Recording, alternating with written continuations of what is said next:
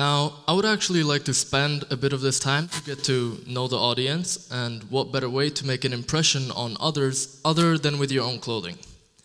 So, I would want you to answer 4 of my questions using either a thumbs up for yes or a thumbs down for no.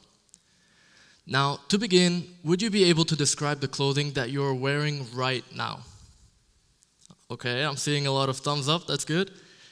Now, would you be able to say where your clothing came from? Okay. Do you know what materials were used to make your clothing? Okay, some thumbs down as well. And lastly, do you know who made this exact piece of clothing that you're wearing right now? Now, if your thumb was down for any of these last questions, please don't feel discouraged, because you're likely amongst the billions of individuals who might not truly be familiar with their own clothing. And most of us find absolutely nothing wrong with that. See, most of us don't truly consider our choices and simply comply with the norm and social proofing around us. Now, when talking about fashion, it is important to understand the term fast fashion. The idea behind fast fashion is that clothes are made quickly, cheaply, and use low-quality materials.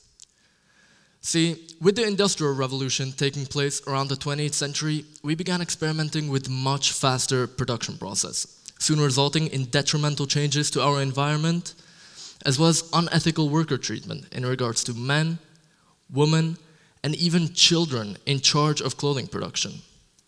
Now, something that we should definitely consider when buying our clothing is that fast fashion often sacrifices comfort and is highly exploitative. So, why do firms such as H&M and Zara produce all of their clothing like this? Well, the answer will likely not surprise you. It's money. But you might still be wondering, am I a bad person for buying clothes from such companies?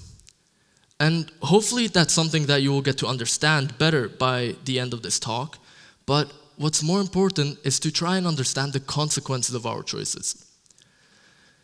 See, in this case, when we buy a sweatshirt for a mere €4, it is because there is someone else in the world paying the price, such as the workers who work in extreme and unethical worker conditions, the environment which suffers due to the pollution caused by the production process, as well as entire populations which suffer the mass waste generated by our own clothing.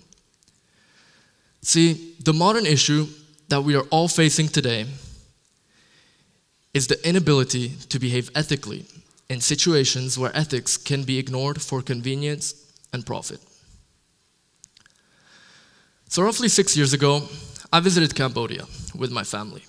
And this was my first ever encounter with a truly economically underdeveloped country that differed completely from what I was used to back in my home of Prague. Seeing kids selling knockoff clothing for €2 in the highest masses I have ever seen. Hundreds, if not thousands, of tons of clothing piled in tents, hung on walls, and sold for a mere €2. A small price for a person to pay, but an extreme price for the environment, as well as the local communities.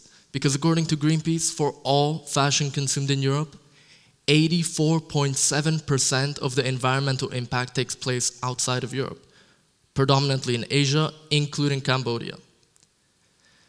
Now, I didn't realize that this trip had such a profound impact on me until a few years ago. When COVID-19 hit the Czech Republic in 2020, my friend and I had an awakening. We decided that we wanted to be a part of the sustainable clothing movement and break the stereotype of forced service.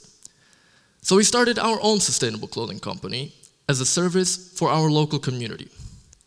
And although working on creative designs took a lot of effort, we soon realized that there are a lot of ethical challenges that need to be considered.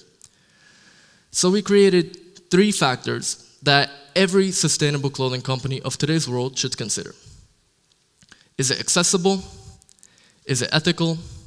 And is it worth it? Now, our initial manufacturer didn't offer any service to workers with children. But being sure about how exactly our clothing was made and where it came from is what made us so special. So we asked ourselves, is it worth it? And we decided that it was worth it. We soon switched to a new manufacturer that offered these services and further strengthened our brand's own values. Now, is it ethical? One of the biggest challenges that we faced as a company was deciding on the appropriate fabric that would best fit our company's needs. And after thorough research, we decided to settle on garments and fabrics made from recycled plastics, or more specifically, ring-spun cotton. And lastly, is it accessible? See, living in the Czech Republic, my friend and I simply needed to face the truth. Most people around us would never pay double, even triple the price for a sweatshirt when they could simply get it elsewhere. And this is exactly when we realized why sustainable clothing companies were failing to function. Convenience and marketing.